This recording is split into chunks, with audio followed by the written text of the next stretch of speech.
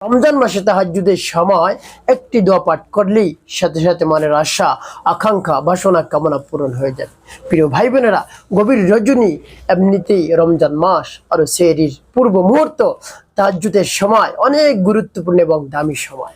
প্রিয় ভাই বোনেরা, এই সময় সামনে আর আসবে কিনা জানা নাই, এই জন্য আপনি এই সময়কে আপনি গুরুত্বের সাথে পালন করুন, গুরুত্ব দিন। আপনি তাহাজ্জুদের নামাজের সময় আপনি নামাজ আদায় করে দোয়াটি মাত্র পাঠ করুন, মনের আশা, আকাঙ্ক্ষা, বাসনা, কামনা আল্লাহ রাব্বুল আলামিন পূরণ করে দেবেন। তো প্রিয় ভাই বোনেরা, সেই দোয়াটি কেমন করে পাঠ করবেন বলে দিচ্ছি।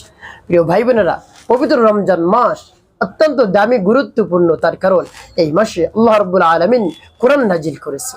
এই মাসকে কেন্দ্র করে আল্লাহ রাব্বুল আলামিন প্রত্যেকটা সবকে ইবাদতকে, দান সদকাকে 70 গুণ বৃদ্ধি করে দিয়েছেন। আপনি নফল নামাজ আদায় করলে ফরজ নামাজের সব পাবেন।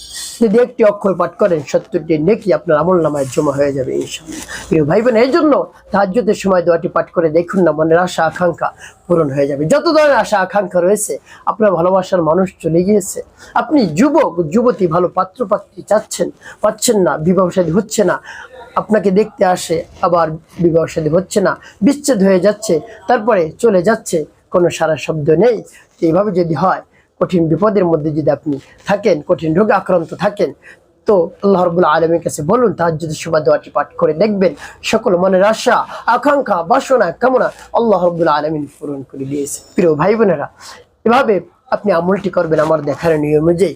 আপনি আমলটি করার পূর্বে তাহাজ্জুদের নামাজ আদায় করবেন। এখন বলতে পারেন যে তাহাজ্জুদের নামাজ তো পড়তে পারি না, আমি আপনাদেরকে বলে দিচ্ছি। শুরুতে ওযু করবেন, পবিত্রতা অর্জন করে মুসাল্লা দাঁড়াবেন কিবলামুখী হয়ে, তারপর নিয়ত করবেন, হে আল্লাহ, আপনার সন্তুষ্টির উদ্দেশ্যে কিবলামুখী হয়ে 2 রাকাত নামাজ আদায় করতেছি, নফল নামাজ, আপনি আমার নামাজকে কবুল করুন। আপনি 2 রাকাত করে করে 10 রাকাত 12 রাকাত পর্যন্ত পড়তে পারেন, কোনো সমস্যা নেই। এভাবে শেষ করে তারপরে নামাজের মুসাল্লায় বসে তারপরে আপনি আমলটি করা শুরু করে দেবেন। সর্বপ্রথম কি পাঠ করবেন? আপনার জীবনের গুনার কথা স্মরণ করে ক্ষমা প্রার্থনা করবেন, হে আল্লাহ, আপনি আমার জীবনের সমুদয় গুনাহ খাতাগুলো মাফ করে দিয়ে আমার অন্তরকে পাক পবিত্র বানিয়ে দিন। এভাবে বলে তারপরে 3 বার দুরূদ শরীফ পাঠ করবেন, সাল্লাল্লাহু আলাইহি ওয়াসাল্লাম, সাল্লাল্লাহু আলাইহি ওয়াসাল্লাম, সাল্লাল্লাহু আলাইহি ওয়াসাল্লাম। ইস্তিগফার দুরূদ শরীফ যখন পাঠ করা হয়ে যাবে, তারপরে আপনি পাঠ করবেন সেই দোয়াটি। প্রিয় ভাই বোনেরা, সেই দোয়াটি পাঠ করার পূর্বে আল্লাহ রাব্বুল আলামিনের কাছে বলবেন, হে আল্লাহ, আমার মনে যত আশা আকাঙ্ক্ষা রয়েছে, বাসনা কামনা রয়েছে পূরণ করে দিন। আমি অভাবগ্রস্ত, ঋণগ্রস্ত, আল্লাহ হতাশাগ্রস্ত, আমার সংসারে শান্তি নেই, স্বামী স্ত্রীর মধ্যে মিল নেই, মোহাব্বত নেই, ভালোবাসা নেই, ভালোবাসার সৃষ্টি করে দিন। এভাবে বলে তারপরে সেই দোয়াটি পাঠ করবেন। সেই দোয়াটি আপনি মুখস্থ করে নেবেন, অনেক দামি এবং গুরুত্বপূর্ণ এই দোয়াটি, আমি বলে দিচ্ছি। আর সেই দোয়াটি হল ইসমে আজম। আপনি একেবারে দৃঢ়তার সাথে বিশ্বাস নিয়ে আমল করবেন, অবশ্যই আপনি উপকৃত হতে পারবেন।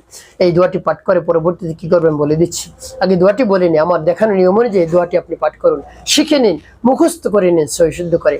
আল্লাহুম্মা ইন্নী আসআলুকা বিআন্নী আশহাদু আন্নাকা আনতাল্লাহ লা ইলাহা ইল্লা আনতাল আহাদুস সামাদুল্লাযী লাম ইয়ালিদ ওয়া লাম ইউলাদ ওয়া লাম ইয়াকুল লাহু কুফুয়ান আহাদ। আল্লাহুম্মা ইন্নী আসআলুকা বিআন্নী আশহাদু আন্নাকা আনতাল্লাহ লা ইলাহা ইল্লা আনতাল আহাদুস সামাদুল্লাযী লাম ইয়ালিদ ওয়া লাম ইউলাদ ওয়া লাম ইয়াকুল লাহু কুফুয়ান আহাদ। আল্লাহুম্মা ইন্নী আসআলুকা বিআন্নী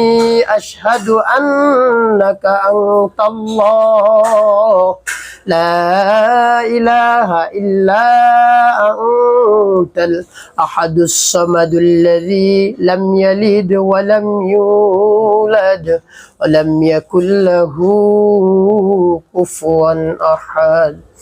এভাবে আপনি এই দোয়াটি 7 বার পাঠ করবেন। আপনি মোনাজাত তো করবেনই, মোনাজাতের সাথে এই দোয়াটিও পাঠ করবেন এবং চাইবেন আল্লাহ রাব্বুল আলামিনের কাছে যা যা দরকার, যা যা প্রয়োজন, সব প্রয়োজন আল্লাহ রাব্বুল আলামিন মিটিয়ে দেবেন ইনশাআল্লাহ।